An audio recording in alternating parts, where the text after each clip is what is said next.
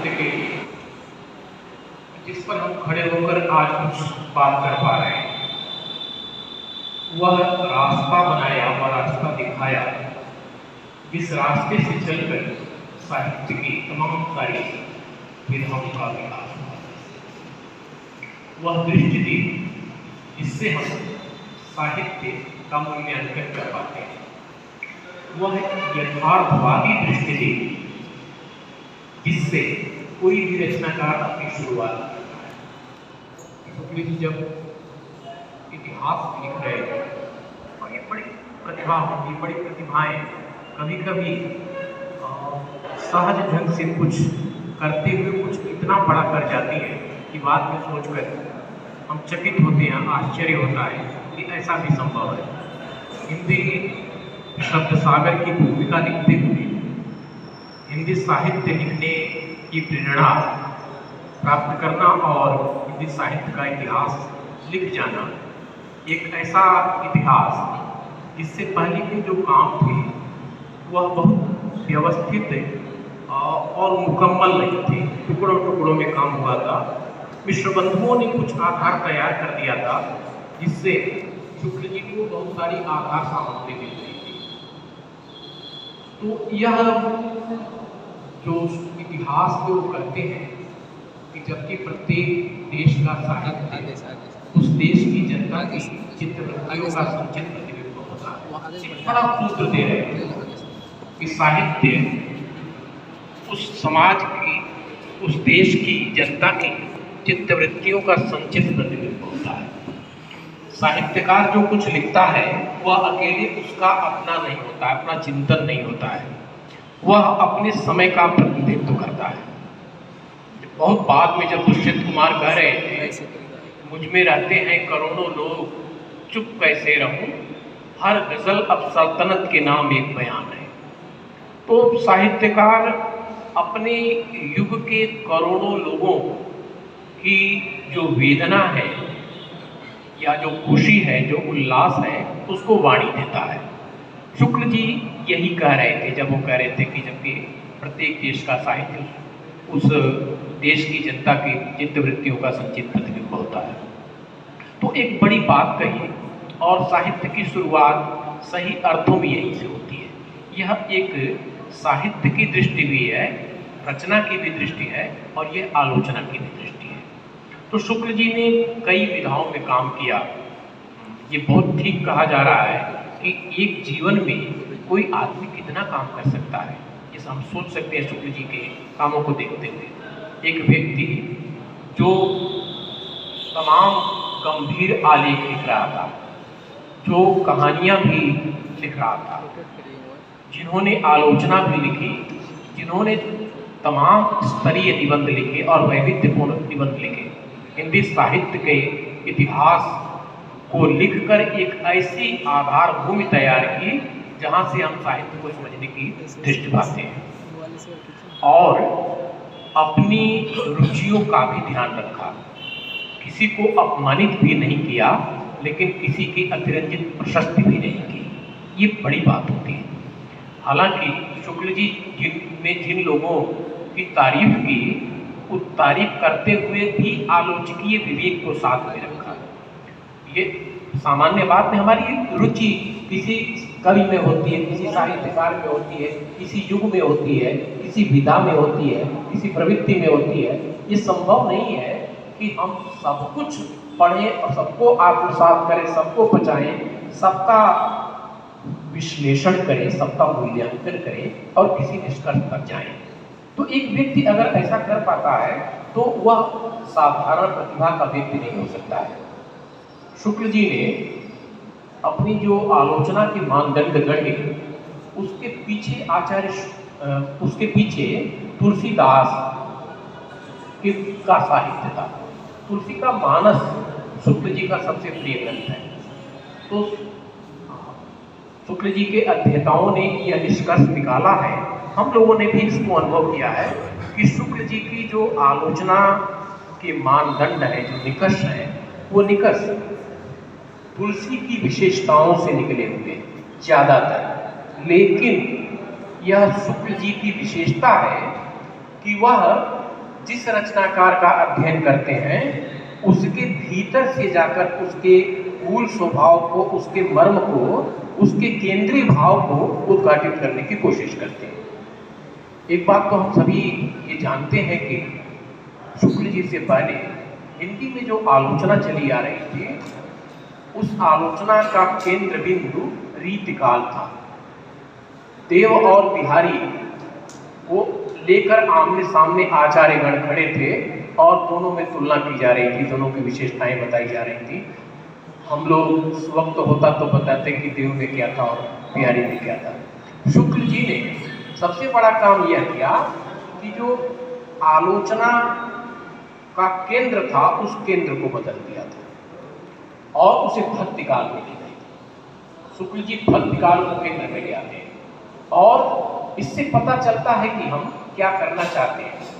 बड़ा व्यक्ति, महान व्यक्ति महान मान्यताओं को स्थापित करता है और महान रचनाकारों से टकराता है। ये शुक्ल जी कर रहे थे। तो जो देव और बिहारी का अखाड़ा बना हुआ था साहित्य, शुक्ल जी उसे ले जाकर तुलसीदास पर केंद्रित करते हैं, उसे केशव को केंद्र में ले आते हैं। वह सूरदास पर लिखते हैं बहुत डूब कर मन से, वह जायसी पर लिखते हैं, वह घनानंद पर लिखते हैं, वो मोतीराम भूषण देव पर लिखते हैं। वह रीतिकाल की जो श्रेष्ठ रचनाकार हैं, जो घनानंद और बोधा ठाकुर, द्विजदेव, आलम, इन पर लिखते हैं तो डूब कर लिखते हैं। लेकिन ये ध्यान रहे कि शुक्ल जी किसी की अतिरंजित तारीफ नहीं करते हैं। शुक्ल जी सबकी कमियों पर भी नजर रखते हैं। जब वह सूरदास की तारीफ कर रहे थे और अभी वो वाक्य प्रसिद्ध जो काव्यात्मक कथन है शुक्ल जी का, जयदेव की देववाणी की स्निग्ध हुई उस धारा जो काल की कठोरता में दब गई, वो जो पूरा काव्यात्मक ये है, ये सूरदास की तारीफ में करते हैं और बताते हैं कि सबसे मधुर और ऊंची झनकार जो थी वो अंधे कवि सूरदास की थी। लेकिन उस सूरदास की भी कमियां बताते हैं। जब वो कहते हैं सूरदास जब लिखते थे तो सारे उपमान, सारे बिंब प्रतीक हाथ जोड़कर उनके साथ खड़े हो जाते थे। लेकिन वहां भी जब वो विरह की बातें करते हैं, गोपियों की बातें करते हैं, तो एक वाक्य लगा देते हैं कि सब बैठे ठाले का काम था। तो शुक्ल जी सामाजिक सरोकारों को ध्यान में रखकर चलते हैं, बिहारी की तारीफ करते हैं और बिहारी के दोहों की अद्भुत व्याख्या करते हैं। तमाम दोहों की चर्चा हम लोग चाहें तो कर सकते हैं, वक्त उसकी इजाजत नहीं दे रहा। लेकिन बिहारी को भी छोड़ से नहीं है। जब बिहारी के विरह के दोहों की इत आवत जात की बातें करते हैं, या जब वो बात करते हैं पत्र लेखन की, या जब वो बात करते हैं कि औ भाई शीशी सुलभ विरह विकल बिरलाद पीछे सूख गुलाब को छीटो छुएगा। बहुत लोग आनंदित होता है इस तरह के दोहों को पढ़कर। विरह में नायिका इतनी व्याकुल होकर विलाप कर रही थी कि उसके सहेलियों से नहीं देखा गया, तो उन्होंने उसे शीतलता प्रदान करने के लिए गुलाब जल की शीशी उसके ऊपर औंधा दिया, उड़ेल दिया। तो औंधाई शीशी सुलग विरह विकल बिरलाद, हुआ क्या? बीच ही सूख गुलाब। लेकिन शरीर इतना दग्ध था, इतना जल रहा था कि गुलाब जल बीच में ही सूख कर भाप बन गया। बीच ही सूख गुलाब को छींटो छुओ लगा, एक बूंद भी उसके शरीर का स्पर्श नहीं कर पाई। शुक्ल जी ऐसा इसको उद्धृत करते हैं और फिर इसकी व्याख्या करते हैं। वो कहते हैं कि अगर सचमुच ऐसा रहा होगा तो वह शरीर न होकर आग का पिंड बन गया होगा, और फिर वह सिर्फ उसे ही नहीं, उस बिस्तर को ही नहीं, उस घर को ही नहीं, उस पूरे गांव को जला देने के लिए पर्याप्त होगा। लेकिन शुक्ल जी कहते हैं लेकिन तब यह दोहा नहीं होगा। तो इस तरह की जो चमत्कृत कर देने वाली कविताएं लिखी जा रही थी, शुक्ल जी की इससे असहमति थी। वह तारीफ करते हैं तो वहां करते हैं जहां जहां बिहारी की बहुज्ञता की बात आती है, उनकी बहुज्ञता की तारीफ करते हैं, उनकी नीत के दोहों की तारीफ करते हैं, उनकी श्रृंगारिकता की जो श्रेष्ठ रचनाएं हैं उसकी तारीफ करते हैं। शुक्ल जी ने बहुत सारे सूत्र वाक्य दिए हिंदी साहित्य को, अपने निबंधों में भी, अपनी आलोचना में भी। जैसे जब वो कहते हैं कि महत्व की आनंदपूर्ण स्वीकृति को श्रद्धा कहते हैं। श्रद्धा क्या होती है?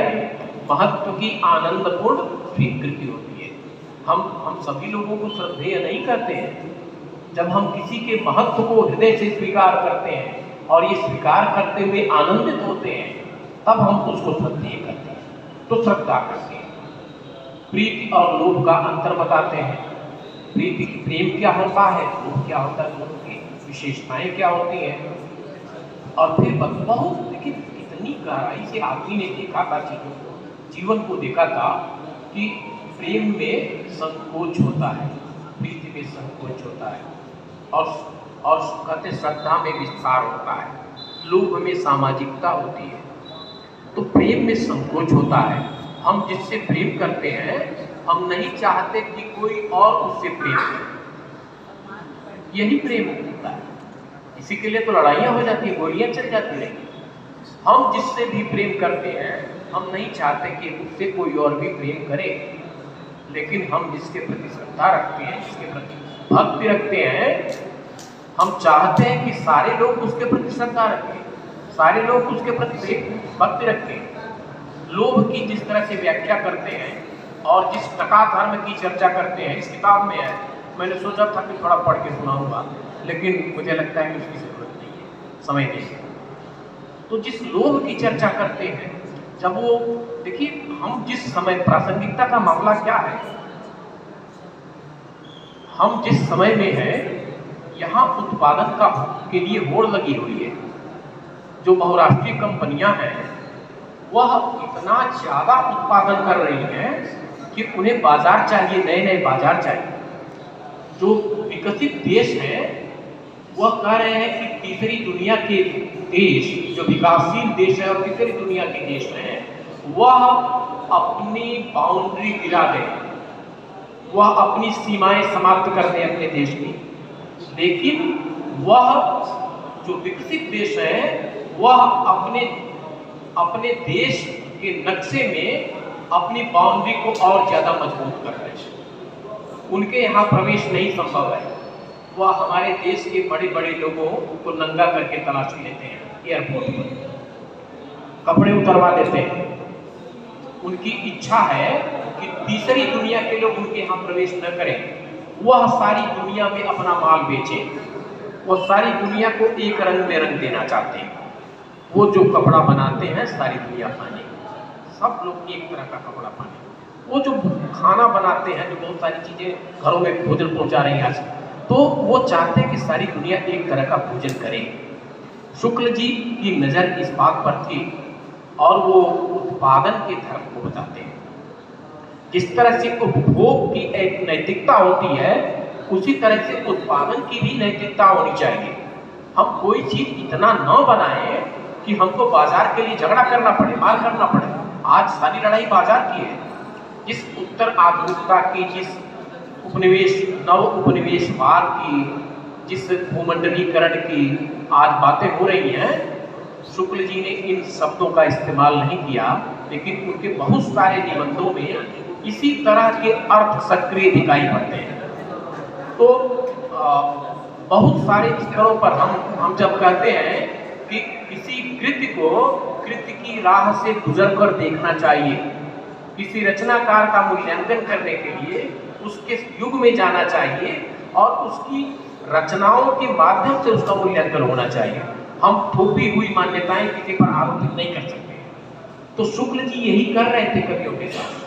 हर कवि के मूल्यांकन के साथ कुछ मानदंड बदल रहे थे।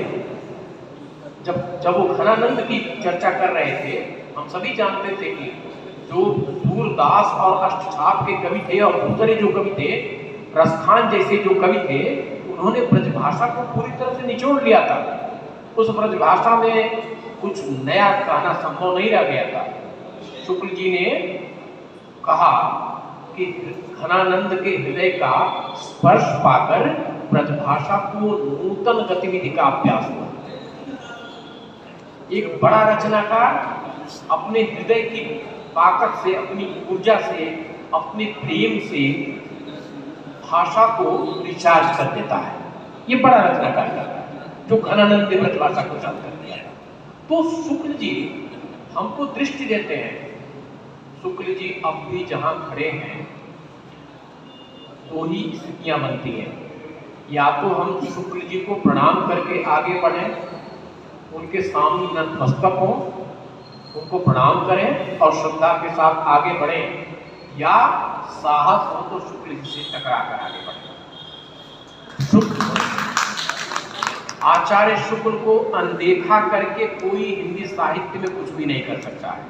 यह बड़ा सच है। आज भी इतने दिनों बाद बहुत सारे लोगों ने टकराने की कोशिश की।